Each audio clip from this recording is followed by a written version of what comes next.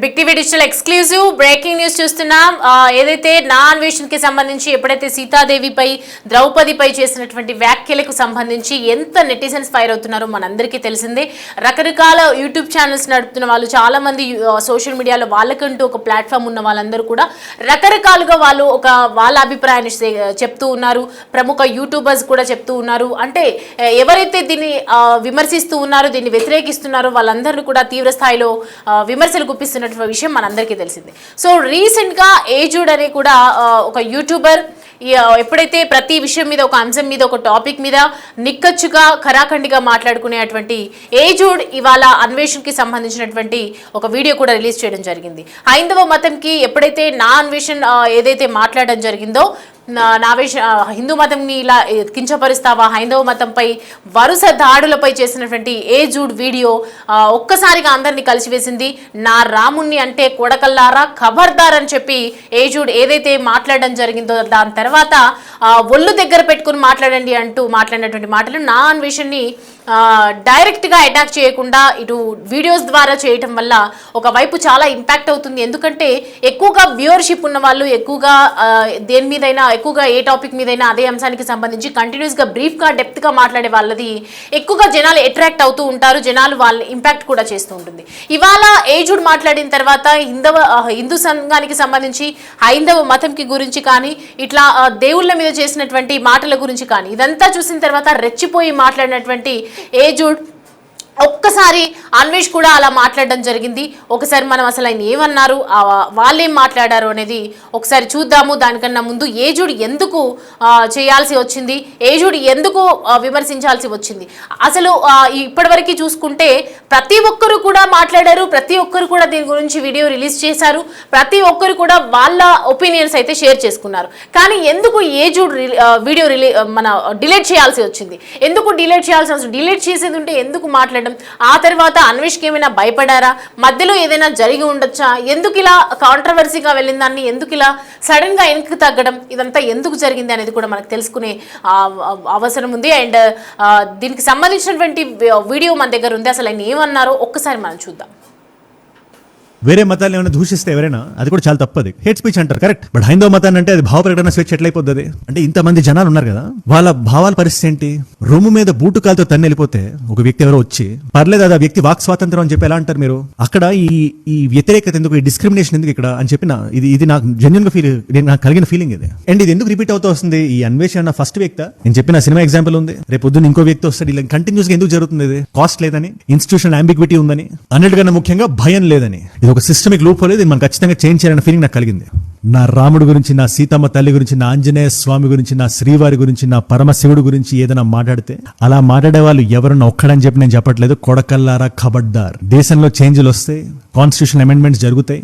ఒక్క మాట మాడితే మీ శరీరం షేక్ అయిపోయి మీ భూమి తలకిందులయ్యే రోజు ఖచ్చితంగా ముందు వస్తుంది, ముందు ఉంటుంది. అదే ఆ రోజు వచ్చి చేతులు కాలిన తర్వాత ఆకులు పట్టుకోవడం కన్నా ముందు జాగ్రత్తగా ఉండండి, ఖబర్దార్.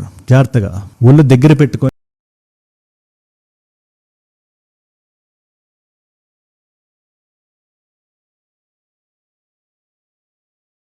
రైట్. ఇది ఏదైతే హిందూ మతం గురించి మాట్లాడడము, దేవుళ్ళపై కామెంట్స్ చేయడము, ఇదంతా చూసిన తర్వాత అన్వేష్ గురించి ఒక్కసారిగా ఫైర్ అయిపోయినటువంటి సోషల్ మీడియా ప్లాట్ఫామ్ కావచ్చు, ఇక్కడ యూట్యూబర్స్ కావచ్చు, చాలా చక్కగా వార్నింగ్ ఇవ్వడం జరిగింది. చాలా మంది దీన్ని సమర్థించారు, చాలా మంది దీన్ని అభిప్రాయం సేకరించడం జరిగింది.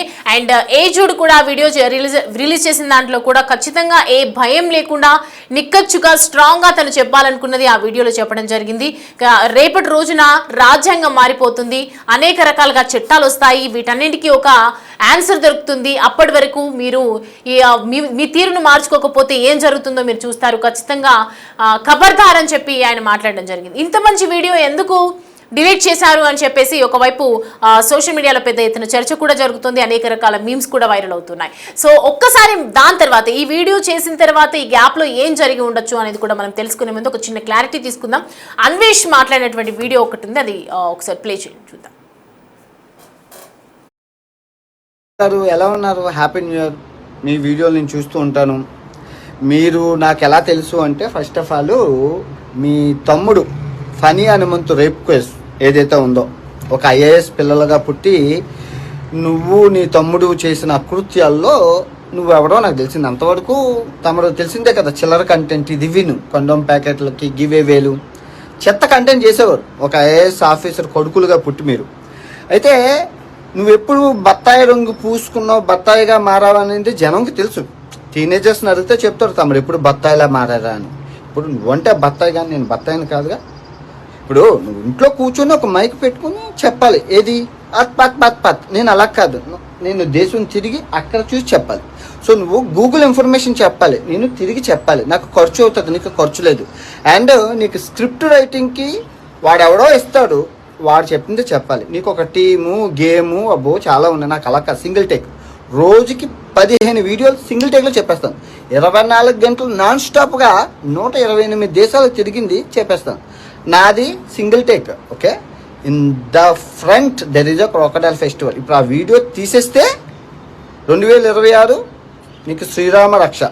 ఓకే, ఒకళ్ళు ఉంచితే 2026 పిక్చర్ అభి బాకీ హే. ఇది వార్నింగ్ అనుకుంటున్నావా, స్వీట్ వార్నింగ్ అనుకుంటున్నావా, అది అంతా భగవంతుడి కెరిక. But in front there is a crocodile festival. Okay, అరే ఇంట్లో కూర్చొని గూగుల్లో 2 చాట్ జీపీటీలు చెప్పేసి సోల్ అయిపోతారు. మరి నేను తిరిగింది ఎందుకు? ఇప్పుడు ఉక్రెయిన్ యుద్ధం, నేను ఉక్రెయిన్లో ఉన్నాను కదా, నీకు తెలుసా నాకు తెలుసా? గూగుల్లో ఉన్నది అందరికీ తెలుసు, కానీ ఉక్రెయిన్లో తిరిగింది నీకు తెలుసు కదా. అండ్ ఇరాన్లో నేను మొన్న వెళ్ళి వచ్చాను కదరా, ఇరాన్ అంతర్గత యుద్ధం జరుగుతుంది. అరే ఏదైనా చెప్పాలి, అర్హత ఉన్నదంటే నేను చూసి చెప్పగలను. నువ్వు గూగుల్లో చూసి చెప్పాలి. నీకు నాకు నక్కకి నాగలోకానికి తేడా ఉంది. ఐఏఎస్ కొడుకు అయ్యి ఉండొచ్చు, కానీ తమరు చేసిన చిల్లర కంటెంట్ ఎవ్వడు జనం మర్చిపోయాడు. ఇది విను, ఇది విను, ఇది విను. ఓకే, బట్ అది మళ్ళీ చెప్తున్నా, ఆ వీడియో ఉంటే 2026 కానీ తీసేస్తే బాగుంటుంది. సీతమ్మ, నేను ఏ కాన్సెప్ట్లో మాట్లాడాల్సి వచ్చింది, స్త్రీ యొక్క స్వేచ్ఛ కోసం చాలా చాలా చాలా చెప్పాను. బట్ తమరు తెలిసిందే కదా, డబ్బులు కావాలి. ఓకే, డబ్బుల కోసం బత్తాయి రంగు పూసుకొని ముందు ఉంది ముసల్లా పండాక. నేను ఎవరో తెలియదు అన్నారు, బాగానే ఉంది, కానీ మీరు నాకు తెలుసు. ఎందుకంటే తమ్ముడు ఫోక్స్ యాక్ట్ ఎక్కడున్నారు మీ తమ్ముడు? ఇప్పుడు చిన్నపిల్లల రేపు కేసులో ఏమయ్యాడు? అదే ముందు అవన్నీ మాట్లాడదాం, మంచి మంచి సందర్భాలు మాట్లాడుకోవచ్చు అని మనం రోజు కలుసుకుందాం. మీ వీడియోకి నా వీడియో వస్తూ ఉంటుంది. ఓకే, హాయ్ ఏజుడ్ బ్రో. రైట్, చూస్తున్నాం కదా అన్వేష్ మాట్లాడినటువంటి మాటలకి నిజంగానే ఏజుడ్ భయపడినట్లుగానే అనిపిస్తోంది. ఎందుకంటే 2026 నీ రాత ఎలా ఉండబోతోందో డిసైడ్ చేస్తుంది. ఇప్పుడు నువ్వు చేసిన కంటెంట్ పెద్ద వైరల్ అవ్వచ్చు, కానీ ఇది వరకు నువ్వు చేసిన చిల్లర్ కంటెంట్ అయితే చాలా దరిద్రంగా ఉంటుంది. టీనేజ్ పిల్లల్ని అడిగినా కూడా చెప్తారు.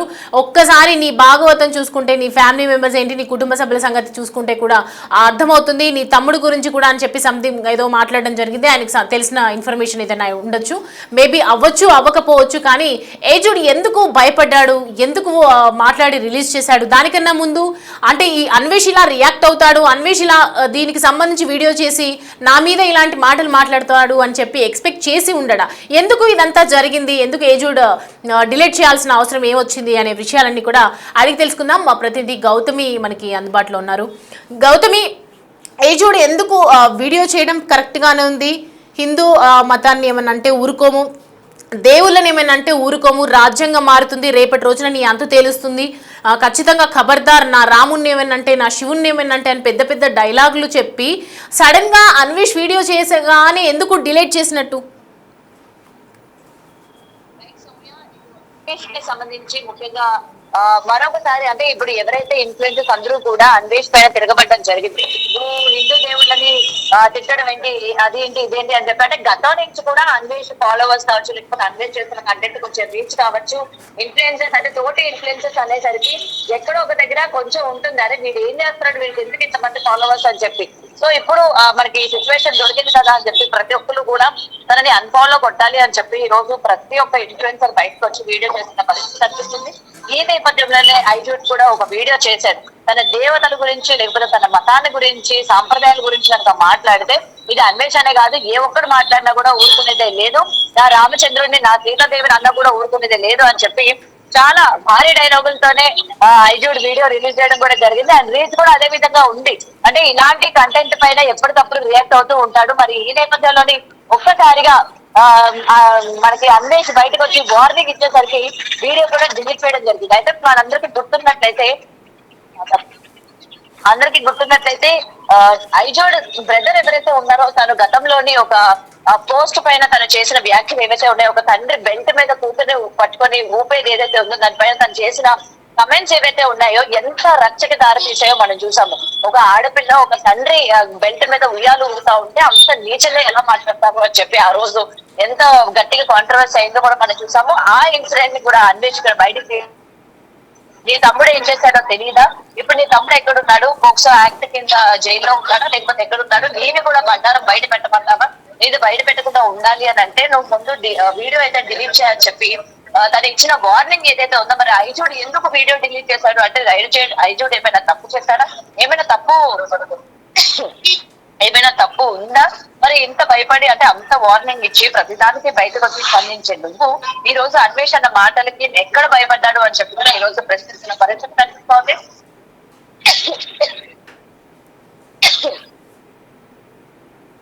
రేపు ప్రతి ఒక్కరు కూడా తన ఇన్స్టా అకౌంట్ కి లేకపోతే తన యొక్క యూట్యూబ్ అకౌంట్ కి వెళ్ళి వెతికిన తర్వాత ఒక్కసారిగా వీడియో డిలీట్ అవ్వడంతో ఐజోడ్ కూడా ఏదో తప్పు చేసి ఉంటాడు, కేవలం ఆన్ ద కెమెరా మాత్రమే నీతో చెప్పడానికి కానీ ఆఫ్ ద కెమెరా మీరు చేసేవి ఏంటి అని చెప్పి మరొకసారి అతని పేరు కూడా డౌట్ వచ్చే పరిస్థితి కనిపిస్తోంది సౌమ్య. రైట్, అయితే గౌతమి చూద్దాం. రైట్, చూస్తున్నాం కదా, ప్రతి ఒక్కటి కూడా అబ్జర్వ్ చేస్తూ ఉన్నాము. సో ఏజుడికి సంబంధించి ఇటు కుటుంబ సభ్యులని వెలికి తీయటం, కుటుంబ సభ్యుల గురించి మాట్లాడడం, ఇదంతా దీనివల్లే ఆ ఏజుడు డిలీట్ చేశాడు అనేది మాత్రం క్లియర్గా మనకు అర్థమవుతుంది. కాకపోతే ప్రస్తుతం అయితే ఆ వీడియో మాత్రం వైరల్గానే మారింది. ఎందుకంటే డిలీట్ చేసినా కూడా చాలా మంది వాళ్ళకు కావాల్సిన కంటెంట్ని తీసుకున్నారు కాబట్టి ఖచ్చితంగా షేర్స్ అవుతూ ఉన్నాయి. సో అన్వేష్ ఇలా బెదిరించడం, బహిరంగంగా బెదిరించడం, అది కూడా తను వీడియో ద్వారా మాట్లాడితే ప్రతి విమర్శగా తను కూడా వీడియో ద్వారా రిప్లై చేయడం, ఈ జరిగిన గ్యాప్ లో ఏజుడ్ ఇలా ప్రవర్తించడం అనేది అయితే జరిగింది. ఏజుడ్ ఒకసారి అసలు ఏమన్నాడు మరొకసారి కూడా మనం ప్లే చేద్దాము. ఏజుడ్ ఏం మాట్లాడారో ఒకసారి చూద్దాం.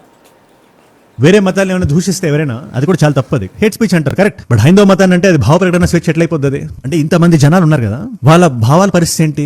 రొమ్ము మీద బూటు కాలుతో తన్ని వెళ్ళిపోతే ఒక వ్యక్తి ఎవరో వచ్చి పర్లేదు అది ఆ వ్యక్తి వాక్ స్వాతంత్రం అని చెప్పి ఎలా అంటారు మీరు? అక్కడ ఈ వ్యతిరేకత ఎందుకు, ఈ డిస్క్రిమినేషన్ ఎందుకు ఇక్కడ అని చెప్పి ఇది నాకు జెన్యున్ గా నాకు కలిగిన ఫీలింగ్ ఇది. అండ్ ఇది ఎందుకు రిపీట్ అవుతూ వస్తుంది? ఈ అన్వేషణ ఫస్ట్ వ్యక్తి నేను చెప్పిన సినిమా ఎగ్జాంపుల్ ఉంది, రేపు పొద్దున్న ఇంకో వ్యక్తి వస్తాడు, ఇలా కంటిన్యూస్ గా ఎందుకు జరుగుతుంది? ఇది కాస్ట్ లేదని, ఇన్స్టిట్యూషన్ అంబిగ్విటీ ఉందని, అన్నిటికన్నా ముఖ్యంగా భయం లేదని. ఇది ఒక సిస్టమిక్ లూప్ హోల్, ఇది మనం ఖచ్చితంగా చేంజ్ చేయాలనే ఫీలింగ్ నాకు కలిగింది.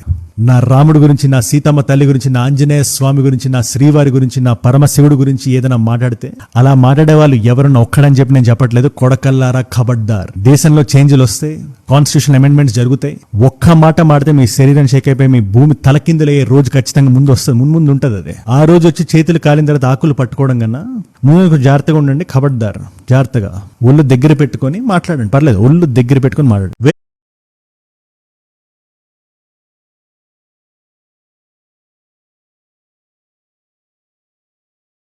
గారు ఎలా ఉన్నారు? Happy new year.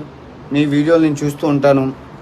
మీరు నాకు ఎలా తెలుసు అంటే ఫస్ట్ ఆఫ్ ఆల్ మీ తమ్ముడు ఫనీ హనుమంతు రేప్ కేసు ఏదైతే ఉందో, ఒక ఐఏఎస్ పిల్లలుగా పుట్టి నువ్వు నీ తమ్ముడు చేసిన అకృత్యాల్లో నువ్వెవడో నాకు తెలిసింది. అంతవరకు తమరు తెలిసిందే కదా, చిల్లర కంటెంట్ ఇది విను, కండోమ్ ప్యాకెట్లకి గివే వేలు చెత్త కంటెంట్ చేసేవారు ఒక ఐఏఎస్ ఆఫీసర్ కొడుకులుగా పుట్టి మీరు.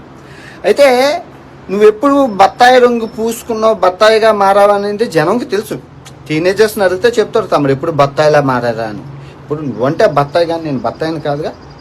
ఇప్పుడు నువ్వు ఇంట్లో కూర్చొని ఒక మైక్ పెట్టుకుని చెప్పాలి, ఏది పత్. నేను అలా కాదు, నేను దేశం తిరిగి అక్కడ చూసి చెప్పాలి. సో నువ్వు గూగుల్ ఇన్ఫర్మేషన్ చెప్పాలి, నేను తిరిగి చెప్పాలి. నాకు ఖర్చు అవుతుంది, నీకు ఖర్చు లేదు.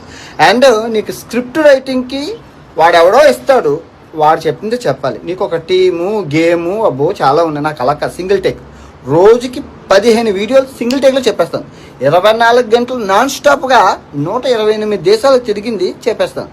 నాది single take. Okay, in the front there is a crocodile festival. ఇప్పుడు ఆ వీడియో తీసేస్తే 2026 నీకు శ్రీరామ రక్ష. ఓకే, ఒకళ్ళు ఉంచితే 2026 పిక్చర్ అభి బాకీ హే. ఇది వార్నింగ్ అనుకుంటున్నావా, స్వీట్ వార్నింగ్ అనుకుంటున్నావా, అది అంతా భగవంతుడికి ఎరిక. But in front there is a crocodile festival. Okay, అరే ఇంట్లో కూర్చొని గూగుల్లో 2 చాట్ జీపీటీలు చెప్పేసి సోల్ అయిపోతారు. మరి నేను తిరిగింది ఎందుకు? ఇప్పుడు ఉక్రెయిన్ యుద్ధం, నేను ఉక్రెయిన్లో ఉన్నాను కదా, నీకు తెలుసా నాకు తెలుసా? గూగుల్లో ఉన్నది అందరికీ తెలుసు, కానీ ఉక్రెయిన్లో తిరిగింది నీకు తెలుసు కదా. అండ్ ఇరాన్లో ఏమో మొన్న వెళ్ళి వచ్చాను కదరా. ఇరాన్ అంతర్గత యుద్ధం జరుగుతుంది. అలా ఏదైనా చెప్పాలి, అర్హత ఉన్నదంటే నేను చూసి చెప్పగలను. నువ్వు గూగుల్లో చూసి చెప్పాలి. నీకు నాకు నక్కకి నాగలోకానికి తేడా ఉంది. ఐఏఎస్ కొడుకు అయి ఉండొచ్చు, కానీ తమరు చేసిన చిల్లర కంటెంట్ ఎవ్వడు జనం మర్చిపోయాడు. ఇది విను ఓకే. బట్ అది మళ్ళీ చెప్తున్నా, ఆ వీడియో ఉంటే 2026 కానీ తీసేస్తే బాగుంటుంది. ఇప్పుడు సీతమ్మ, నేను ఏ కాన్సెప్ట్లో మాట్లాడాల్సి వచ్చింది, స్త్రీ యొక్క స్వేచ్ఛ కోసం చాలా చాలా చాలా చెప్పాను. బట్ తమరు తెలిసిందే కదా, డబ్బులు కావాలి. ఓకే, డబ్బుల కోసం బత్తాయి రంగు పూసుకొని ముందు ఉంది ముసల్లా పండాక. నేను ఎవరో తెలియదు అన్నారు, బాగానే ఉంది, కానీ మీరు నాకు తెలుసు. ఎందుకంటే తమ్ముడు ఫోక్స్ యాక్ట్ ఎక్కడున్నారు మీ తమ్ముడు? ఇప్పుడు చిన్నపిల్లల రేపు కేసులో ఏమయ్యాడు? అదే ముందు అవన్నీ మాట్లాడదాం, మంచి మంచి సందర్భాలు మాట్లాడుకోవచ్చు అని మనం రోజు కలుసుకుందాం. మీ వీడియోకి నా వీడియో వస్తూ ఉంటుంది. ఓకే.